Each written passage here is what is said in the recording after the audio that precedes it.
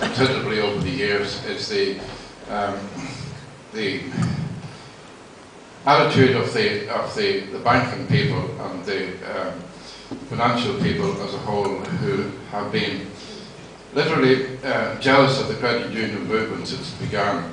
And they've taken every opportunity, to highlight any little faults they can find.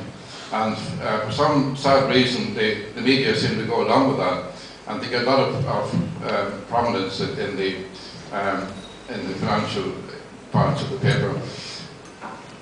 And I think if the financial regulators had spent a fraction of the time regulating the banks as they spent nitpicking over the credit unions, the country would not be in the state it's in today.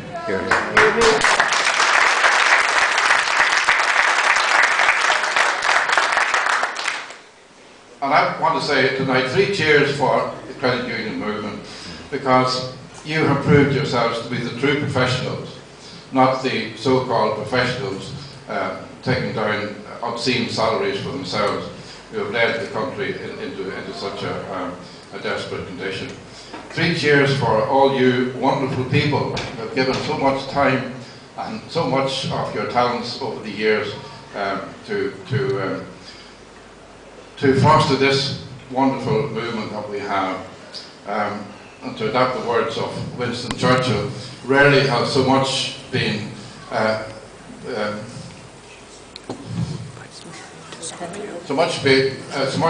owed to so many to so few.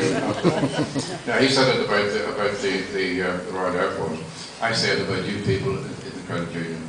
3 cheers for all of you. So you stand up, please. Now we bring a toast to the credit union movement, please.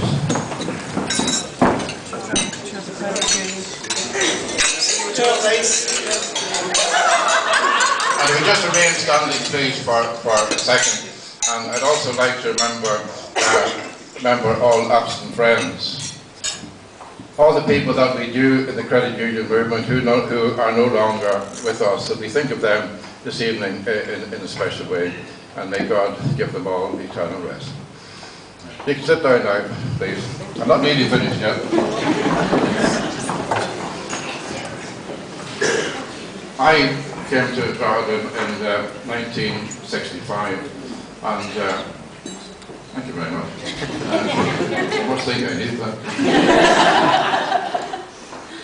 One of the first people that I met and was friends with was my friend here, Pat Carr. Pat and his wonderful father were a great source of inspiration to me and a wonderful help to me in anything I was doing. And I would think that an awful lot of the preparatory work in preparing ourselves for the credit union movement was done in that little shop in Peter Street with Pat and his father. He was, I think, at the time Lord Mayor of Drogheda, so he was a big help in many ways, but most of all by his sheer kindness and gentleness. He was a lovely man. I hesitate to say it because he's here beside me, but I think his son follows completely in his footsteps. I suppose it was natural, really, that Pat started off in the credit committee because he had a huge knowledge of people in Drogheda, as did the other members of the credit committee. Jimmy Matthews, I'm glad to see his son is here. Is now a member of the board, which is wonderful.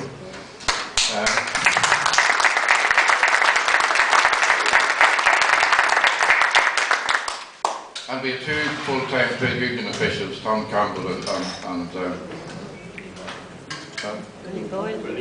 Willie Boyle, of course. The one thing that I find as you get older, you just can't remember names. You should phone a friend. Phone a friend. I should have thought that of you. And then we were completely stuck for. You see, you had to have 5 members. You're stuck for the 5th one. And I was sitting one day in the dining room in Peter Street, wondering who we could get, and the door opened, and Paddy Gerard walked in. And I thought to myself, who could be more suited to the post of knowing people in the credit union party. So we had a wonderful team. That was the A team that really set the credit union on its feet. I firmly believe that. I can tell you that, and I say it to Jimmy's son, if any loan application from Pierce Park and get about to come up from someone who was a bad payer, they got short shrift, I can tell you, from Jimmy. But they were a wonderful team.